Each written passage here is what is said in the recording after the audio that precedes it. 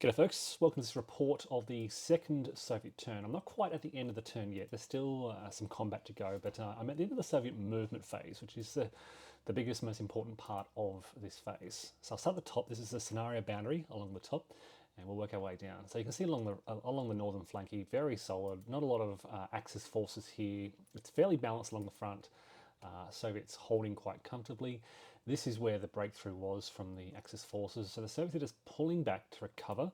You'll notice again, there's a combat to take place down here, a counterattack.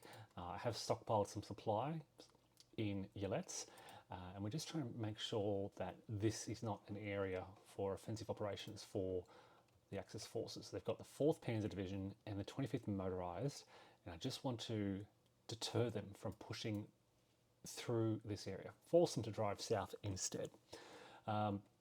South of Yelets, I'm holding all the major river crossings across the Don and the Donets River. So you can see holding here, holding outside of Voronezh, I have blocked this Axis advance. This was the 11th and I think the 9th Panzer Divisions driving through, trying to cut this line.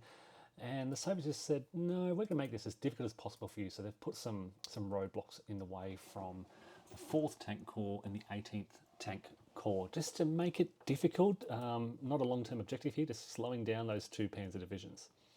Further to the south. Now here is where things get interesting, because the Soviets have just said, we're going to try and hold as much as possible. So they're holding Svoboda, they're holding Ostrogozhsk with supplies, with strong forces. They're holding the Don River crossing.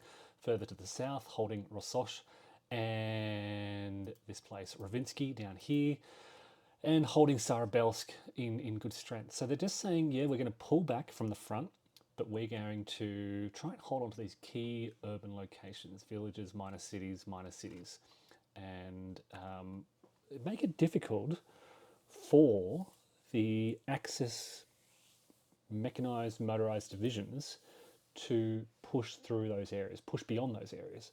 Supplies will basically need to push through a lot of these areas, Starobelsk, Ostrogozhsk, Svoboda, and so forth. And the Soviets are just going to try and hold those for as long as possible with their supplies, eat off the map if they have to, but really make it difficult for Axis forces to push beyond those minor cities and villages. Further south, southwest of the Donets, around Lysychansk, the Soviets have just pulled back away to the northeast, trying to survive with as many of these units as possible. Yep, they're drawing trace supply from there, so that's okay. I think they're just in trace supply. Further to the southeast, and again south of the Donets River, pulling away, but also keeping good order. So you can see from Rostov down here, they're holding a fairly solid line, not a lot of activity down here, just making it difficult for the Axis forces to break through. Problem in the south here is there are not a lot of supplies. So you can see already we've got the 17th Cavalry Corps and the 13th Tank Corps holding beyond the Donets River. So they're ready for what may come next. Big gaps in the line, of course, but you know, we've got some key rail hub here. This is Lukovsky. That's important to hold. We've got the NKVD there, and then we're holding some key positions along this rail line in the south. So, yeah, things pretty quiet down here. I think it'll be a turn or two before you can see there's not a lot of Axis forces active in this area.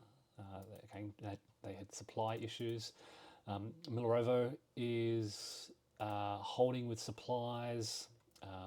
So yeah, the idea is just at this point now, hold those minor cities, make it painful for the armored forces, Axis armored forces, if they want to attack around this area, and make it difficult for them in terms of trace supply if they want to push beyond. So that's that's the story at the moment. I suspect it'll take some time for the Axis infantry to push up to these areas, which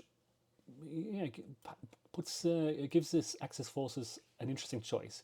Do they try and push? Do they try and just assault Rososh, Ostrogozhsk, and the like, or do they just try and put them out of supplies and wait them out?